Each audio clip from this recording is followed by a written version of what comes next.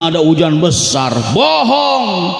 Itu orang-orang yang ingkar kepada Nabi Nuh. Bukan saja mencaci Nabi Nuh, tapi dia buang hajat. Buang hajat di perahunya Nabi Nuh. Ibu-ibu 3 orang masuk.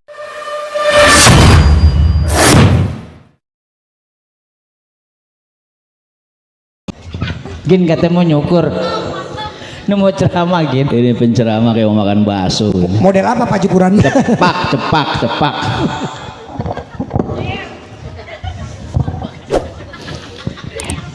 Diam dulu, kalau ada ayat diam dulu, malum pelawak Pak. Saya ini ketua majelis pengajian pelawak ya. Jadi mohon maaf kalau pelawak-pelawak suka bercanda, tapi alhamdulillah mereka mencintai agamanya. Amin. Mudah-mudahan Ginanjar Allah angkat derajatnya dan Allah tinggikan posisi tubuhnya. Amin. Nggak bisa lagi Bapak. Ya Allah punya kuasa sampai tahu naik 3 meter. Buset.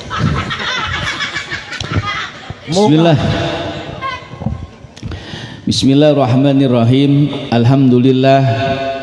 Alhamdulillahirabbil alamin. Wassalatu wassalamu ala rasulillah Nabi Muhammadin ibni Abdillah la nabiyya ba'dah. A'udzu billahi minasyaitonir rajim. Bismillahirrahmanirrahim.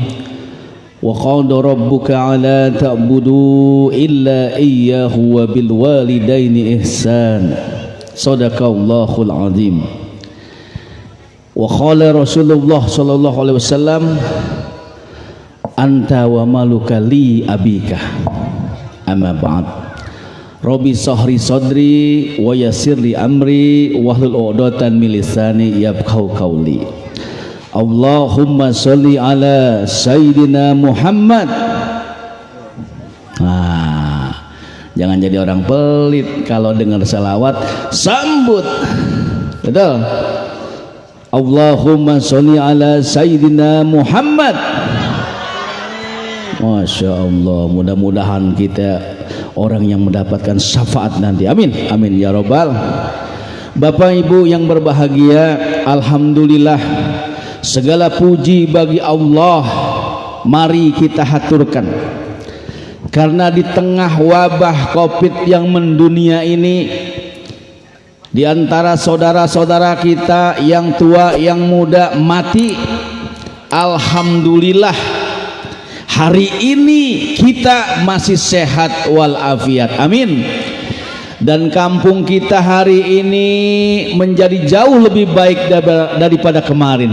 Amin. Kalau ada yang sakit hari ini, kita doakan semoga mereka yang sakit akan disembuhkan oleh Allah Subhanahu wa ta'ala. Allahumma sholli ala sayyidina Muhammad wa azlil zalimin fi zalimin. Allahumma sholli ala sayyidina Muhammad wa azlil zalimin zalimin wa aghridna min bainihim salimin wa ala alihi wa sahbihi ajmain. Semuanya Allahumma sholli ala sayyidina Muhammad wa aslil zalimin bizzalimin. Allahumma sholli ala sayyidina Muhammad wa azghil zalimin zalimin wa aghridna min bainihim salimin wa ala alihi wa sahbihi ajmain. Allahumma sholli wa sallim wa barik alaihi. Bapak Ibu yang berbahagia, Gebiar Muharram 1443 Hijriah, mempererat tali silaturahmi melalui wujud kepedulian sosial antar sesama. Mohon maaf saya duduk ya Dek. Mangga. Jambu. Silakan. Kalau bahasa Arab. Hari ini ketika tadi pagi saya tanya sama Habib Jamal, hari ini ternyata masih bulan Muharram. Tanggalnya tanggal 27, betul? Artinya kita masih berada dalam bulan yang begitu istimewa. Kenapa istimewa? Karena di bulan Muharram banyak kejadian-kejadian yang dialami oleh para nabi. Yang pertama, Nabi Adam. Di bulan Muharram ini Nabi Adam taubatnya diterima Allah sama Allah Azza wa Jalla.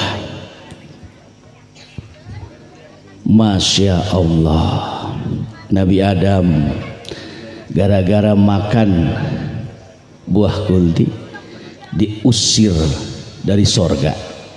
Dosa Nabi Adam cuma satu. Kita dosanya banyak, pengen masuk sorga. Mudah-mudahan kita masuk ya Bu.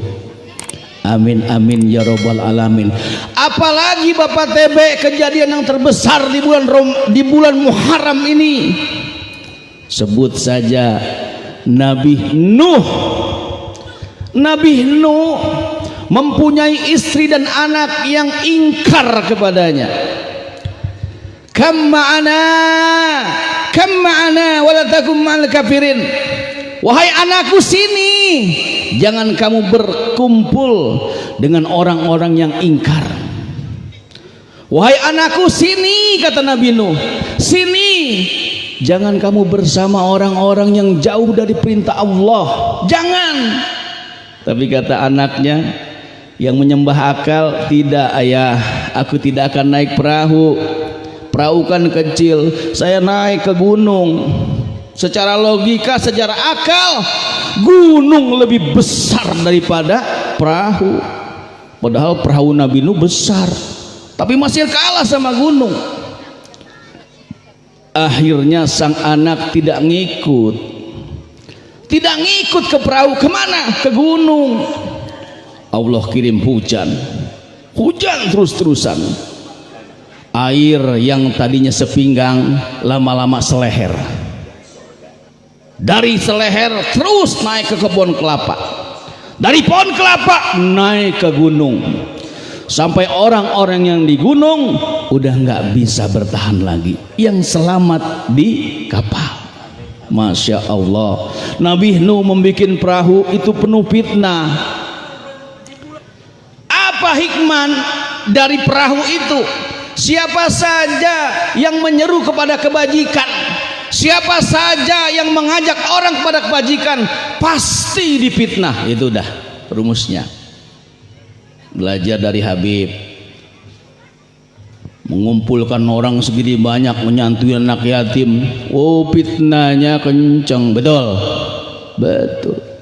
Mengumpulkan beberapa persatuan perguruan, ngumpul di sebuah Muharram, fitnahnya kenceng. Tapi yakin kita sedang buat perahu, insya Allah. Fitnah Pak. Waktu Nabi Nuh bikin perahu kan besar, hujan nggak ada. Mana Nabi Nuh? Katanya ada hujan besar. Bohong. Itu orang-orang yang ingkar kepada Nabi Nuh, bukan saja mencaci Nabi Nuh, tapi dia buang hajat. Nah, buang hajat di perahunya Nabi Nuh. Ibu-ibu 3 orang masuk berebet trot, nggak disiram lagi. Tinggal bapak-bapak habis makan sayur lodeh, bandeng, sambal, 7 orang masuk ke perahu. Bentuk penghinaan. Mereka nggak yakin bahwa Nabi Nuh akan membawa selamat, makanya dia pada pup. Ari pup teh naon kalau bahasa Sunda? Buk modal. Betul. Di perahu. Udah begitu ada kakek-kakek saking bencinya sama Nabi Nuh, saking bencinya kepada orang mengajak kebaikan, udah setruk Pak, udah setruk, antar gue mana kayak ke perahunya Nabi Nuh. Mau ngapain? Gue mau kayak orang-orang, emang dia aja yang bisa dobol. Naon ngaranna? Modal ngomong. Emang mereka aja yang bisa modal. Saya pun bisa walaupun saya lagi sakit. Ini murid kurang ngajar, gurunya mah ngomong setan banget. Hei!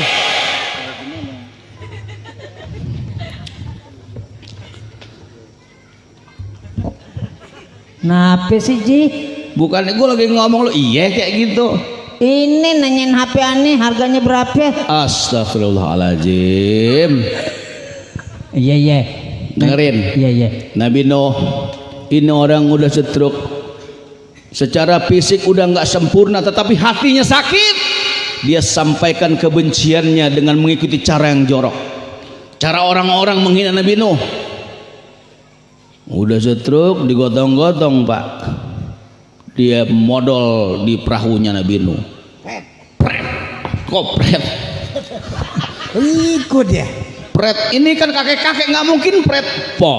Nggak mungkin kakek-kakek poh. Nah, kan udah kopong. Enggak juga, emang pernah ngintip.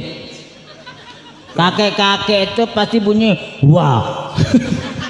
Mana ada orang kakek-kakek buang hajat wah, nggak ada.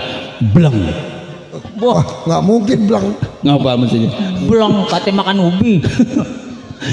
Jadi saudara, orang yang sakit hati itu tidak tergantung fisiknya.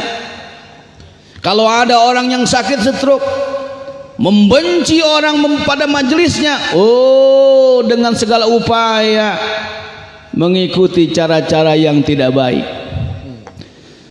Kalau orang-orang buang hajat di perahunya Nabi Nuh, saya juga bisa walaupun lagi stroke. Buang di situ. Pas buang di situ Pak, namanya airnya jauh, kepleset. Buah, anehnya kepleset bangun bisa jalan. Jadi isu. Kong, kenapa? Oh, gua sehat sekarang. Kenapa? Saya sakit parah. Kok bisa sembuh? Itu gara-gara ngambil kotoran. Ngambil kotoran di perahu Nabi Nuh. Diambil tuh kotoran Pak. Sehat. Informasi inilah cara Allah. Saya katakan inilah cara Allah. Satu kampung yang sakit pada datang ngambil kotoran yang tadi dikotorin. Lama-lama bersih. Tuh cara Allah. Jadi kesimpulannya apa? Siapapun antum yang mengajak kepada tali kebenaran, jangan ragu. Betul, jangan ragu. Kenapa istri dan anaknya Nabi Nuh menjadi musuh? Itu kabar Bu, bahwa yang namanya mengajak kebenaran ujiannya ada di istri dan di anak. Betul. Kalau ibu ujiannya ada di suami. Makanya mudah-mudahan para suami di sini, para istri di sini, ya Allah ya Karim, tetangga kita kemarin masih sehat, sekarang udah nggak ada. Betul. Gara-gara COVID. Emang ajalnya habis. Jadi kalau ada orang meninggal karena COVID, jangan dikatakan COVID, karena umurnya udah daun kering jatuh ke bumi, kalau bukan dengan izin Allah nggak bakal kejadian. Betul. Ini akidah nih, akidah. Kita kan yarfa'ullahu alladziina aamanu minkum walladziina utul ilma darajah.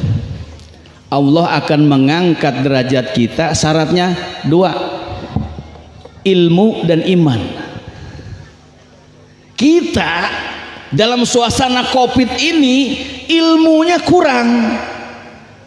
Makanya orang yang taunya ilmu, begitu paham ilmu, kuat imannya, tenang Pak.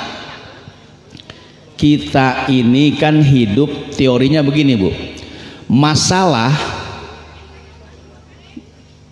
harus lebih kecil daripada ilmu. Ilmu harus lebih besar daripada masalah. Dalam menyikapi COVID, berapa kali langkah-langkah dari 3M, betul? Dari 1M, 3M sampai 5M. 5M. Padahal yang 17M dibawa kabur, mah kita tenang-tenang aja. Cuma koruptor. Kita disibukkan dengan MM-an yang 5 ini. Cuci tangan, ya, pakai masker. Demi Allah, demi Rasul, Islam sudah mengajarkan orang yang sholat. Saya berhubungan lama dengan Habib. Habib mah nggak benci pemerintah, enggak. Cuman mungkin beliau ilmunya tahu, imannya kencang pas. Kata Allah, Allah angkat derajatnya. Kalau diangkat sama Allah akan lihat masalahnya. Nggak panik. Orang Indonesia ini sudah diteror duluan, Bu. Jadi stres. Nih teori, kalau ibu sakit flu, jawabannya apa? Tenang dulu. Karena ketenangan itu adalah sebagian, separuh daripada obat. Jadi ibu jangan ngandalkan obat, ngandalkan Allah. Kenapa separuh ketenangan? Allah yang ngisi ketenangan selanjutnya. Allah akan pertemukan dengan orang-orang, Allah akan ketemukan dengan tempat, Allah akan ketemukan dengan manusia, sehingga kita akan jadi sehat, saudara. Ini kira-kira saya ngomong gini paham nggak? Paham. Muharram. Tadi Nabi Adam, Nabi Nuh, ada lagi Nabi yang dimasukkan ke dalam perut ikan. Siapa namanya? Siapa? Sahrul. Siapa? Nabi Yunus. Alhamdulillah dapat duit dari Bapak TB. Nabi Yunus. Anak-anak, Pak. Siapa tadi? Siapa yang jawab? Ada nabi yang masuk ke perut ikan. Siapa? Yunus. Coba angkat tangan. 1, 2, 3, 4, 5, 6, 7, 8, 9, 10. Karena duitnya 50.000 nggak cukup. Tambah lagi. Ya baik, saya mah gimana ibu aja. Ya, nih.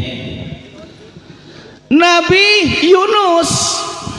Nabi Yunus mah naik ke perahu kapal ya. Karena diundi itu harus ada orang yang keluar dari kapal ini. Diundi-undi kejatuhan pada Nabi Yunus. Nabi Yunus dilempar ke laut. Masya Allah. Kalau kita berlindung kepada Allah, kalau kita dekati Allah, kesusahan itu akan menjadi obat. Kesusahan itu akan menjadi cara. Kesusahan itu akan menjadi suatu cara yang ajaib bagi kita. Nabi Yunus dibuang ke laut, mengalami 3 kegelapan. Pertama, gelapnya lautan, betul. Kedua, gelapnya malam. Yang ketiga, gelapnya di perut ikan. Wah, 3 kegelapan. Ibu baru gelap gara-gara tagihan motor udah pusing. Mobil belum dibayar udah pusing.